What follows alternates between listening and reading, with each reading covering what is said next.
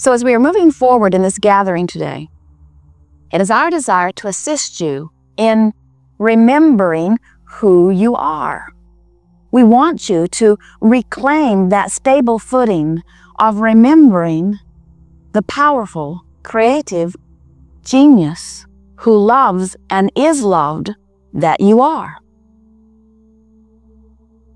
In many cases, in fact, in most cases, that's going to take some deliberate directing of your thought, because you have, without meaning to, become rather accustomed at focusing upon what is. And when you are bound up in traffic in your car, often you let that set your tone. If we were standing in your physical shoes, we would not let any moment in time be the basis for the vibration that we are offering. As you look only at what is, then you just keep escalating what is. And while we know that what is in your experience right now, much of it pleases you, some of it doesn't, we would like you to become more selective sifters, so that as you are looking at what is with a deliberate intent to find among what is what feels good, then what begins to happen is you begin to clean up your vibration as you step back from the details of what you are living and you start feeling the resources that are really you. Then what is in this moment or in any moment has very little to do with the ongoing vibration that is you.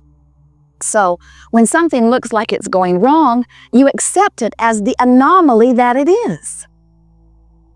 We really want you to hear that. When something goes wrong, like if there's a sickness in your body, we want you to feel surprised about it, because it's so weird that something other than wellness would be your experience. When you feel short of money, we would like you to be sort of shocked by that. How odd that is. How odd that is. Because that's not who I am. That's not the way it usually goes for me. This worry that I have about money is just weird, weird, weird, weird, weird. This is not the way it is supposed to be. We want you to practice, and we'll show you how to do it. We'll talk about it all day here today. We want you to practice the thoughts that are so matching to the clear-minded, healthy, prosperous, loving, loved being that you really are. That when you look into your environment, whether it's up close to you or more on a global scale, and you see things that you just know are not the way you want them to be, you just sort of stand back in sort of amazement for a moment as you remember that's not the way it is supposed to be, and then you turn your attention to the way it really is supposed to be and to the way that it really is. And in time, it is our promise to you that no matter what's happening in the environment, close or far from you, you will stand in such a vibrational, stable footing that you will not feel insecurity about things that you can do nothing about, because you will come to realize that, and here it is, the most important thing that you have ever heard us say. Oh no, what was it? The things that you can do nothing about have nothing to do with you. If you can do nothing about it, it doesn't matter. In other words, you can change the way you feel. That matters, because that's your point of attraction. You can't change the way someone else feels. That doesn't matter, because their point of attraction doesn't have anything to do with you. You can change what you do, what you say, what you think. That has a great deal to do with you, because that's your vibration, that's your point of attraction. You can't change what somebody else thinks, but that doesn't matter, because that doesn't have anything to do with you. As physical friends who have been looking so much into the environment, to the reality of that which is, you let way, way, way too much of your vibrational countenance come as a reflection of what you're observing in your environment. And what we are wanting to help you to discover is, you want to be aware of the vibration that you're offering, which means you want to be aware of the way you are feeling, and you want to be in control of the vibration that you are offering, which means you want to be in control of the way that you are feeling, but you will never be in control of the way others are feeling. You will never be in control of their vibration, and it does not matter, because that's their point of attraction, not your point of attraction. So then you say, well, Abraham, I sort of get that. I've been playing with this enough. I get it that when I think thoughts that feel good and I get into this vibration of connection, that my life goes better. And it goes better and better and better and better. I know that. I've been showing myself that. But I'm a teacher. I'm an uplifter. I want others to be uplifted too. And I feel bad for them when they are not. And we say, don't get carried away with your empathizing with where someone else is. Because if you do, you will don the vibration that is theirs, and then you will suffer as they suffer. And you say, but isn't there some sort of value in that? Isn't that what a real friend does? And we say a real friend stays connected to source so that you have something to give to someone else. You say, but when I feel really, really good, it doesn't seem right that there are others that are suffering or hurting or confused. And we say you cannot get sick enough to help sick get well. You cannot get poor enough to help poor become prosperous. You cannot get confused enough to help confused have clarity. You only join them in the disconnection. And that's not what your intention was. You said, I will come forth and I will stay connected to that which is source, and I will be a bright light that will inspire others to the same. I will maintain my vibration of connection. So, what is the vibration of connection? Well, that's this allowing thing that we've been talking about. That's allowing myself to be connected to source no matter what. That's allowing myself to stay in vibrational harmony with who I really am. The art of allowing is finding a vibration that feels so good when I find it and feels better and better as I maintain it and gives me evidence of that connection through thriving. The immediate response of that connection is joy in the moment. The long-range evidence is abundance in all things that I consider to be good, like health and relationship and dollars. The art of allowing can sometimes be more easily heard by the path of least resistance. Same thing. Because here I am, an extension, a physical extension of source energy. And in any moment, which is where all of my power is, as you stand in your now, that's where all of your power is. Your power to allow your connection, or your power to pinch it off. Your power to feel joy, or your power to feel pain. So as you stand here in this powerful moment, making choices one by one, the better feeling thought, the better feeling thought, the better feeling thought, you are choosing the path of most allowance, but you could say you're choosing the path of least resistance. So these paths, are they paths that everyone needs to follow? Well, first we have to say to you that it would never be one path. The path of least resistance is the path that for you right now feels the best, which means it's the path that allows you the greatest connection with who you really are.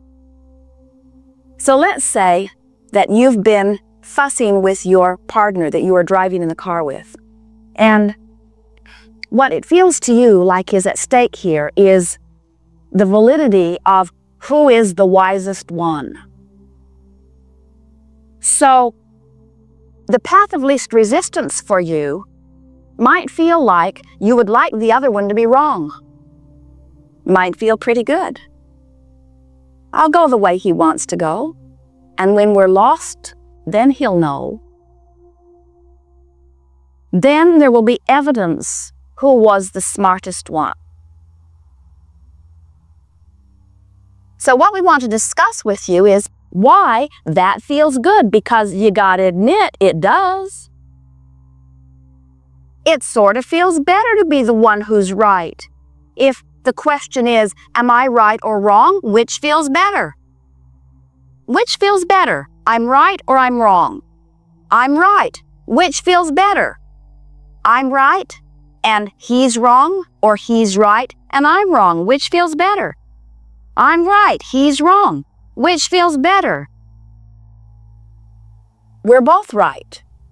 Feels better, but can't possibly be. We disagree. How can we both be right? And it matters to me that I'm right. It matters to me that I'm right because I want to be right. I've practiced wanting to be right for a really long time. And so it seems right that it seems much more important than that I be right than that we get to where we're wanting to go. I'd rather get lost and be late than for him to be right.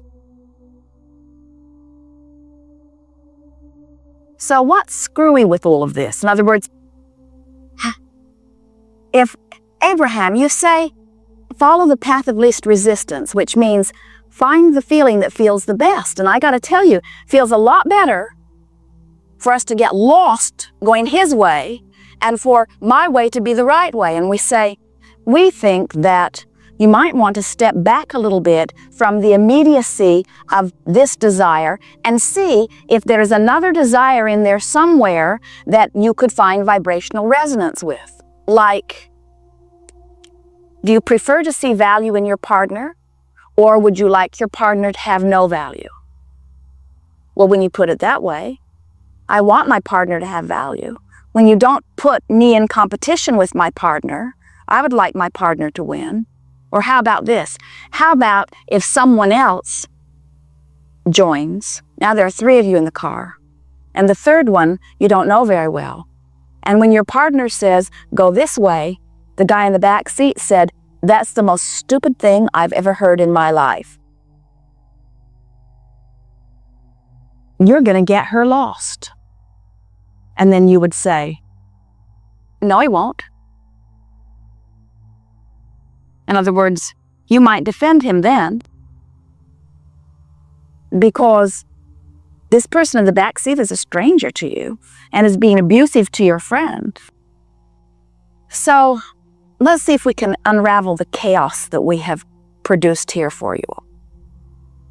What we are getting at here is if you are trying to sort out the rightness and the wrongness of this and that and the other, trying to find the path of least resistance by just following what feels best in the moment without doing any real preparation of connecting to who you are first, then you're not going to be able to tell the path of least resistance from the path of most annoyance. In other words, you get out there on this sort of petty, insignificant edge where one thing feels about as bad as another, and you come away from it feeling like you have no true guidance. And then that's what makes you want to join together in groups, where the group that has the loudest voice is the group that you feel must be the most right, so that's the group you try to follow.